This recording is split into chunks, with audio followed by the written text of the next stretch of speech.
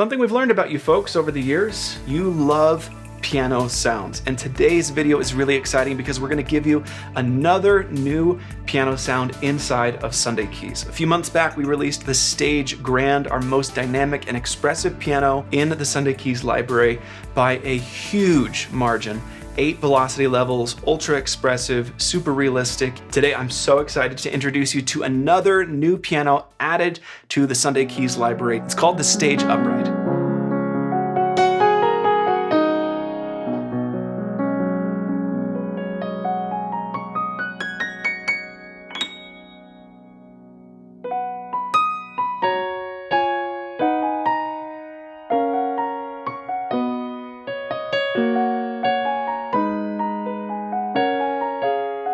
So that's a taste of the Stage Upright, which is now available in Sunday Keys for everyone with an active Sunday Keys license. We mean it when we say we want to put our best stuff inside of Sunday Keys and not sell it separately a la carte. If you have an active Sunday Keys license, this incredible new piano is available for you to download right now. The Stage Upright is a true sister sound to the Stage Grand and follows much the same pattern. You have 8 dynamic levels, release triggers, pedal up, pedal down, and resonance samples in the app format, and it is an incredibly expressive and dynamic instrument. I hope you got a taste for that in the demo just a second ago. There are several variants of the Stage Upright available, so I thought we'd take just a minute and cycle through those. And then after this, I want to talk to you about something else we've added to Sunday Keys as of this update, because as we keep growing and building and figuring out what you guys are looking for that you're not finding, I feel like we're plugging some really big holes in the library. This one, actually, I recognized as I was serving at my church over the last several months. It was just something I was constantly having to do myself, this sort of manual tweaking as I was preparing, building my own patches, doing sound design. And so anytime that pops up to me, that is an opportunity for us to fill that hole so that you folks can just grab these sounds like off the shelf and have them ready. So we'll talk about that gap that we filled in just a second, but let's take a little bit more of an extended look at the Stage Upright first, because we got it to do a few really cool things. So you've been listening to the room voicing so far.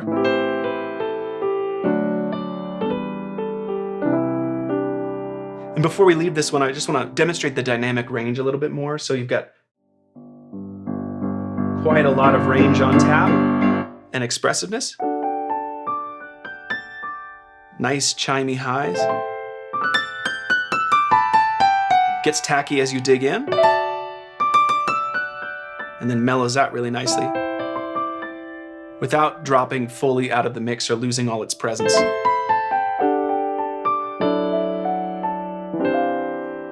Jazz! Help me, Lord. Don't edit that out. We are all human. But it's a bit more mellow, a little bit warmer than the Stage Grand. Doesn't get nearly as huge, and sometimes that's exactly what you need from an upright piano. Okay, so let's go through the voicings you have. Light is the exact same voicing as Room, but without all of those extra realism samples. And these realism samples, the release triggers, pedal down resonance, and then pedal up and pedal down samples, these are only possible in the app format, so Mainstage, Ableton Live. You won't have those available to you, and you also won't have this light voicing. This is only in the app, and that just takes them out, so you're just hearing the note samples themselves. So if you got a big dense mix and you don't need that extra realism, or if you just want something that's a little bit cleaner, a little bit tighter, then light's a good choice for you. Dark is what it sounds like. A bit more mellow.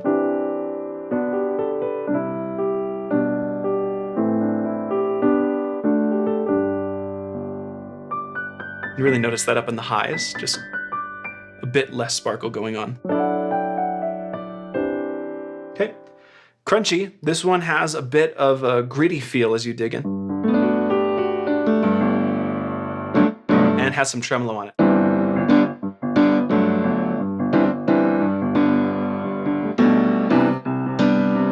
And you really don't notice that tremolo unless you hold out notes.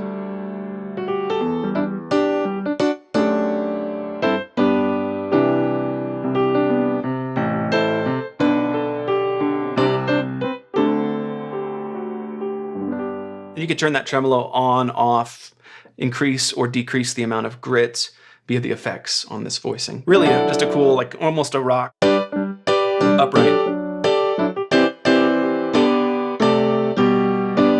And that tremolo just spatializes it, I thought, in a really cool way. And then lastly, we have Cloudy.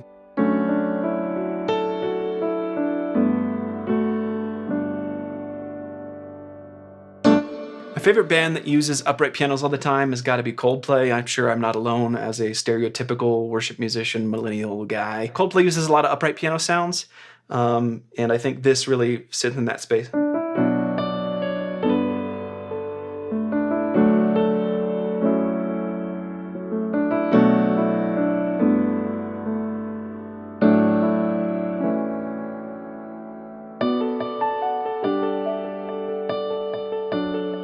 Okay, now it's important for me to say at this point in the video that we never do any post-processing of the Sunday Keys sound output. We just use the screen recording feature on the iPad. That's what that red dot in the top right corner means. We capture it, we strip out the audio, put it in the video. We don't add any EQ, any compression other than what YouTube does on its own when you upload the video. So you really are just hearing what this piano sounds like coming straight out of the Sunday Keys app. Before we move on to that gap that we filled in the library, I want to just talk about one other thing with upright pianos, because something we get asked pretty often is, when should I choose a specific kind of piano? An upright piano, a grand, a felt, an electric piano. Folks don't necessarily know how to pick those kinds of sounds out by ear, or even if they do, they're not sure like what should be the primary thing in their toolkit. And this video is not all about the theory of when to choose different kinds of piano sounds, but I do want to just talk about the difference in sound between an upright and a grand. I think you can probably hear that a little bit when you're referring back to the stage grand that we released a few months back. But something that I really think can be impactful for a worship context, if you can do it right, is to actually kind of layer the sound of an upright piano and a complementary grand together. And remember, I said the stage grand and the stage upright are truly sister instruments. So they're voiced to blend well and stand alongside each other exceptionally well. So I'm going to grab the stage grand hall, and now we have two pianos, which is sort of a non-typical approach, but in a worship context, you can have the power and strength and presence of that grand, and then a bit of that hominess and almost detuned slightly quality of the upright, and they blend together in a really interesting way. So here's just the upright, and here's just the grand. And then here they are blended together with the upright just a little bit more forward in the mix.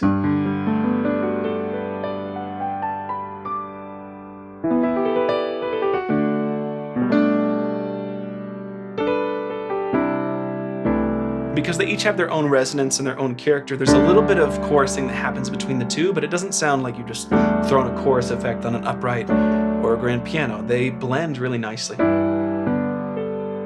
We take that grand out and so much of the body disappears, which might sometimes be what you want, right? Part of the pitch of an upright piano is that it doesn't take up as much space as a grand.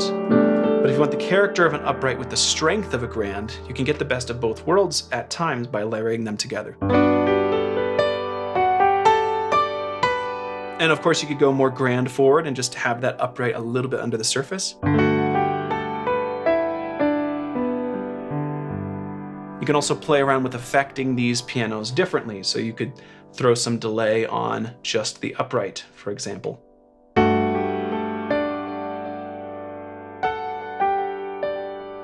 Or you could add an octave up effect to only the grand, maybe bring that down in the mix a little bit.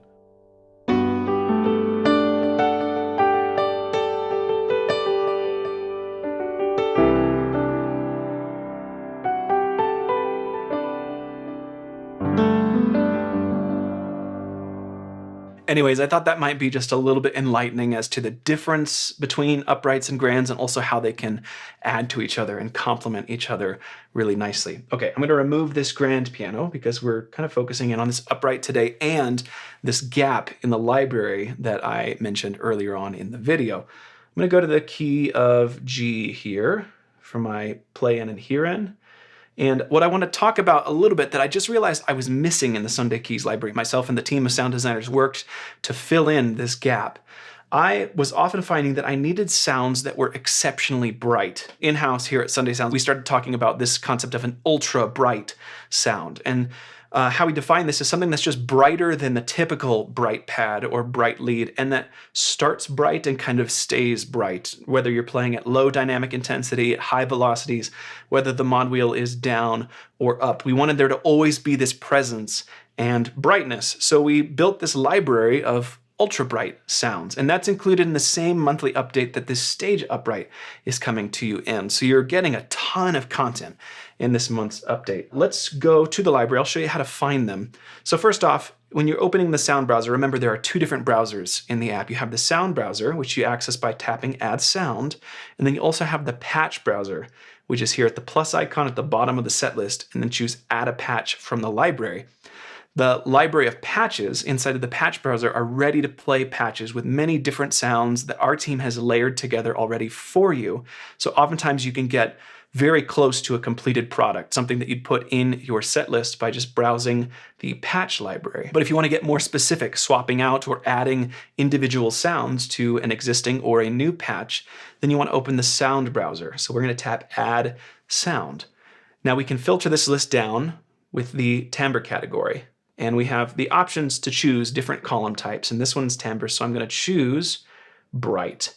And that's going to filter down all of the sounds that we have to only show sounds that are tagged bright. And there's still a ton of them though, because the library is absolutely huge. So if you were looking for a bright bass, you could filter down to the bass category or the pads category, the leads category, and get a little bit of a shorter, more curated list of results for you. So the sound browser makes it really easy to find sounds that you're looking for. But the problem was I was filtering down to bright pads like this, and I was finding that, okay, there's some bright pads in here, but there's nothing that's just consistently super bright. I was opening up EQ and adding brightness artificially, adding the overdrive effect to saturate more. So let's go back to the all category, and I'm going to order by recently added. This is going to show up me the most recently downloaded content to my sound library. So I can see now I've got 15 shiny, new, shiny, bright, new sounds across a few different categories. We've got leads and we have pads and then we have sequences. And there's 5 of each. And let's start off with the pads. I'll show you all 5, then we'll show you the lead voicings and then the sequence voicings last. So here's shiny, bright pad.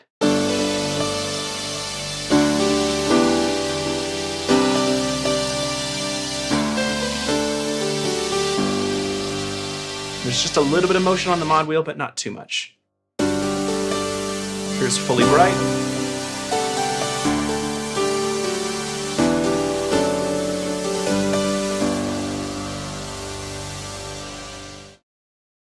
Bright sparkle.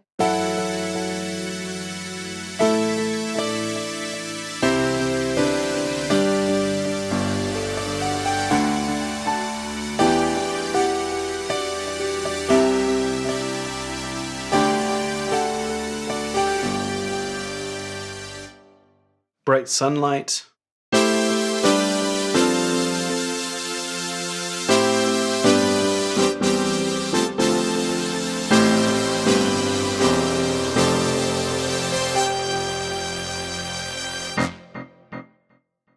Bigger, brighter pad, the most biggest, the most brightest. This one's still kind of smooth though, which I really love.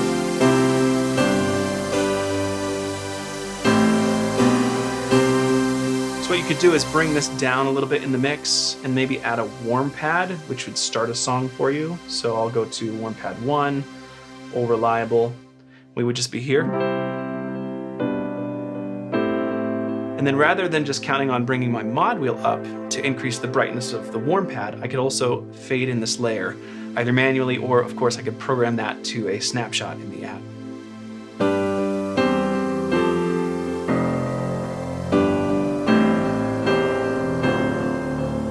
And even at low volumes, it's adding a lot of sizzle because that brightness, your ear's really sensitive to it, right? And so it's quite noticeable even though the overall volume isn't that high.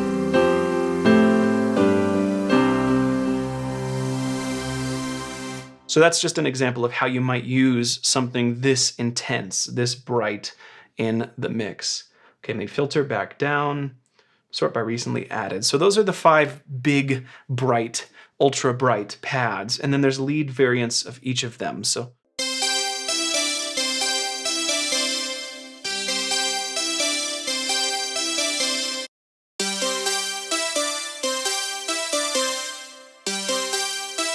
and there's a bit more brightness on the mod wheel if you need it, but even down or at low playing intensities, these sounds stay bright. So then you can just play with the volume in the mix and your note placement to sort of mix them in appropriately.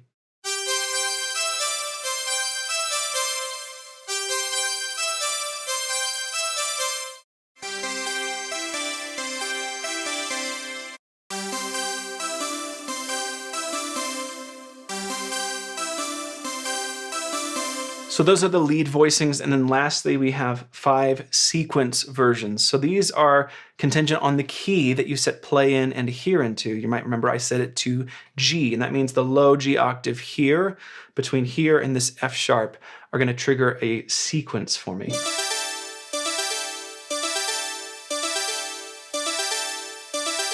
So this sequence is quite repetitive. All these notes are triggering the same thing for me. So that implies then that I need to play some chord voicings over the top. So let's go here.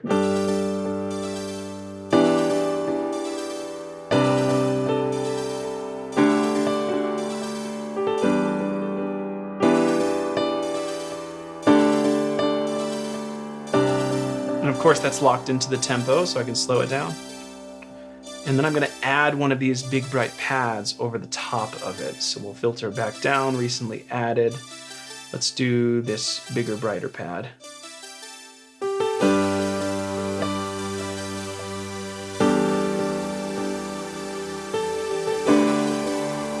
see how this is just adding twinkle and sparkle and brightness to that pad since the character is quite similar.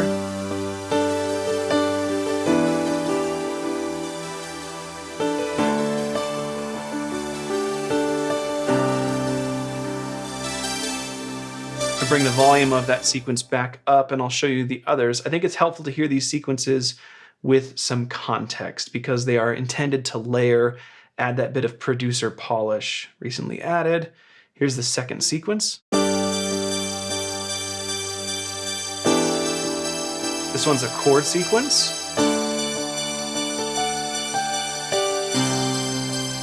Really nice and bright. Could be a great way to add intensity for a bridge.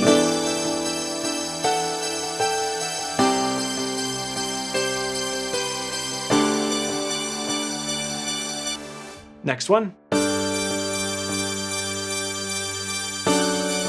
Same feel, just a different voice. I can see myself using these for big moments all the time. Because they're just simple and clean, but they have an impact because of that brightness.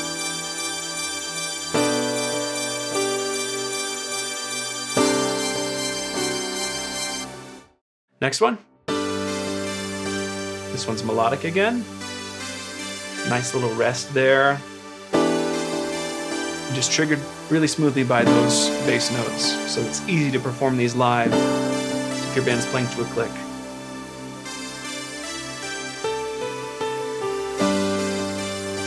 Really like that one. That might be my favorite. Here's the last one. A little bit slower here.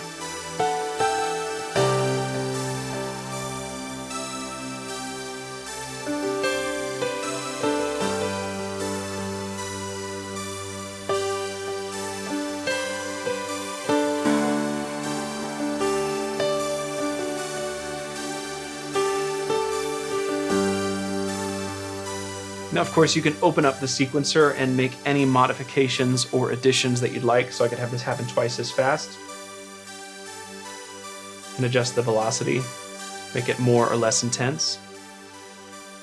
And of course, you could customize the notes, so if you're playing specific progression, you needed to complement that a little bit differently, just find the input note add or alter the output notes, and your sequence is easily adjusted. So those are the new ultra bright, I don't know, we didn't really brand it, but that's what we're calling them, ultra bright sounds in the Sunday Keys library. It's the exact opposite of what we did a few months ago with the addition of a ton of new soft pads, but the idea is the same. We want to find gaps in the library, things that you're having to do manually or things that the sound library just can't do, and fill them so that the library gets more and more useful, valuable, and easy to use over time. It's one of the big, powerful things I think about Sunday Keys is that we update it every month. So as trends come and go, as worship musicians need to do different things, the app is a never-ending source of inspiration. So that's it for today's video. I hope that you enjoy the new Stage Upright and these new ultra bright pads, leads, and sequences in the library. Leave a comment and let us know how it goes the first time you use the Stage Upright live